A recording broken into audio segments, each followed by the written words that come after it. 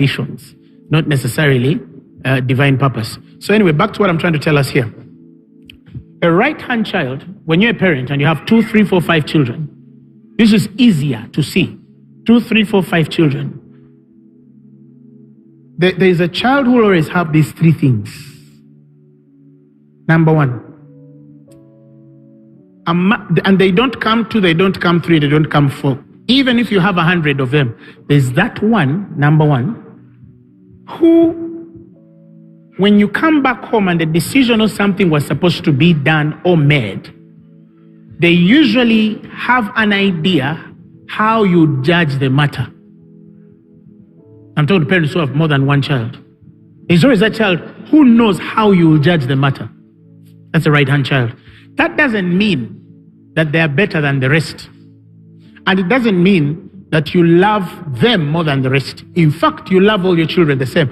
You could even love one who is not of the right hand more than this one. But there is one who is chosen by God to discern your heart in a matter, that they will judge things the way you judge them in your absentia.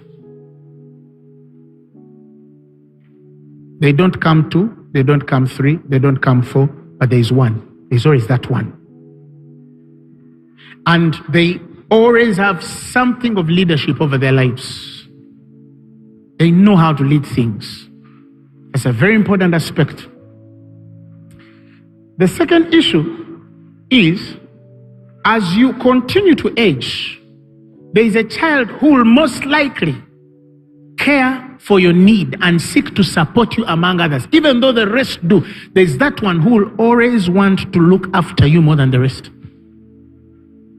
Because as you age, even in African tradition, we have that saying of, the sign, the metaphor of old age is a walking stick, isn't it? A walking stick. The Baganda call it omwana ow'omuggo. The child of a stick, meaning they're supporting your old age. Because there are people who have parents and they don't care whether their mother ate or drank. There are people in this room, you have a job, you have things, you have everything, but perhaps you've been working for 5 years and you've never bought your mother even a shoe. You've never gone to a shop to say, let me buy my father a shirt. Not because you're so poor, but there's a reason why you can't. And you have to examine yourself. So you actually think, by the way, what has this kid ever bought me? Not even a glass of juice. Now there's a parent doing like, ay, ay, ay, Moyina. Moyino, yo. And it doesn't mean that your parents love you less. But there's that one who will care what size you wear. That's a right-hand child. Lastly, those ones usually know how to preserve posterity when you're gone. They always know. Because you see, especially those of you who have made wealth, as you continue to age, you realize that it becomes harder to manage things when you are away.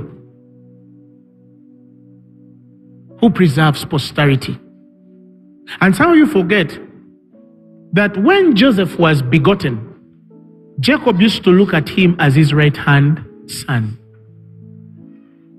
Now you understand why later, when the brothers come to say sorry to him, when they discover him as he reveals himself, he says, do not put this charge on you, for the Lord sent me ahead of you to preserve you a posterity.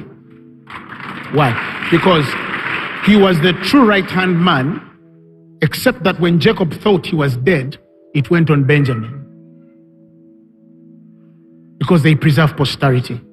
They know.